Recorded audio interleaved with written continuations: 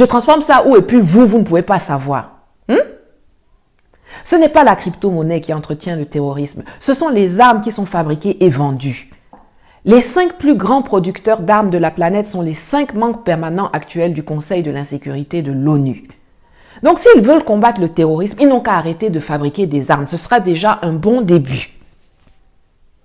Quant au blanchiment d'argent, une enquête de l'ICIJ, publiée l'an dernier, a établi que la Deutsche Bank, la principale banque allemande, a blanchi 1300 milliards de dollars et que la banque américaine JP Morgan, elle, a blanchi 514 milliards de dollars entre 2000 et 2017. Je cite, « Le service de renseignement financier américain FinCEN montre le rôle central des grandes banques systémiques dans la circulation des flux d'argent sale liés à la fraude, à la corruption, au crime organisé et au terrorisme », a écrit le journal Le Monde le 20 septembre 2020.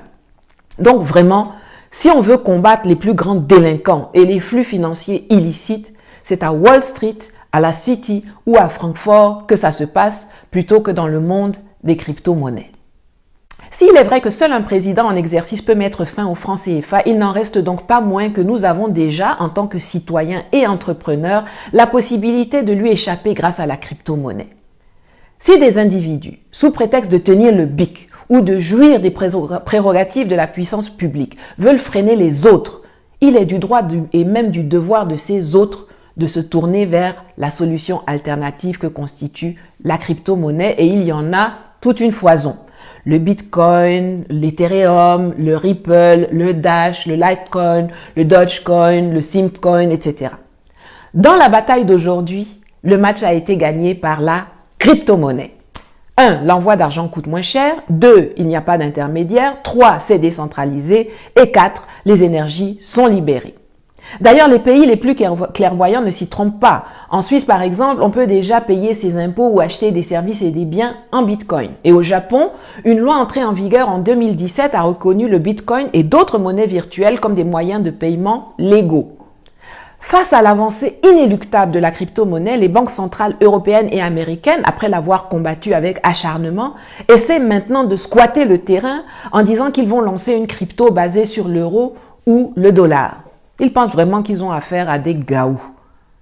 Comme pour le CFA là, c'est pas le nom qui dérange, mais le fait que ces monnaies soient gérées de façon centralisée. C'est pour cela qu'il est important de sensibiliser les populations africaines à cette thématique et c'est le but de ma vidéo d'aujourd'hui.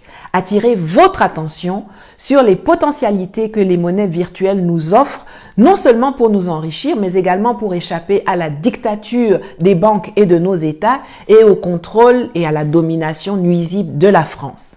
Nous, Africains, on doit s'intéresser à ça. Nos gouvernants de la zone CFA, s'ils étaient intelligents, devraient aussi s'atteler à devenir des havres pour les entreprises de crypto. Car les réticences de certains États envers la monnaie numérique ne tiennent pas en ce qui nous concerne. En général, comme je l'ai dit tantôt, les États ont 2 soucis. D'une part, la maîtrise de la souveraineté monétaire. Or, en zone CFA, là, on n'a jamais eu de souveraineté monétaire parce que c'est la France qui pilote notre monnaie. D'autre part, l'usage de la monnaie comme un instrument de politique économique. Quand vous regardez les informations, vous voyez à la télé que la Banque centrale américaine dévalue ou révalue le dollar. Vous entendez que la Banque centrale chinoise ou la Banque centrale ghanéenne dévalue ou révalue le yuan ou le cedi, etc. Or, chez nous, on n'a pas ça. On est arrimé fixement à l'euro. La monnaie chez nous n'est ni un instrument de politique économique, ni un outil de souveraineté. Mais qu'est-ce qu'on attend pour se lancer? Pour terminer, un petit mot à l'adresse des dirigeants de la BEAC.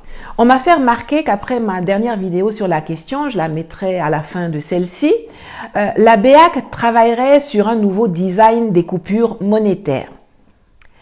Messieurs, mesdames les banquiers, il ne s'agit pas de changer la physionomie des billets en gardant les principes qui en font un outil colonial.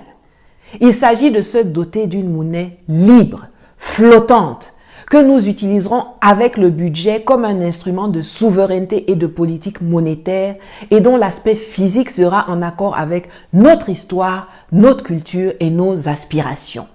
Ça vaut pas la peine de dépenser notre argent pour aller faire un rebranding de nul effet qui trompera personne. On dit on veut une rupture claire, nette et irrévocable avec la France, la Banque de France, le Trésor public français et le franc CFA. C'est simple à comprendre, non? Chers amis, en attendant que les dirigeants de nos États et de nos banques centrales deviennent garçons, émancipons-nous de la tutelle de ces émasculés et de leurs chefs et allons-y dans la crypto-monnaie. Informez-vous, il y a une foison de vidéos didactiques disponibles sur le web. Et en attendant, portez-vous bien et à la prochaine.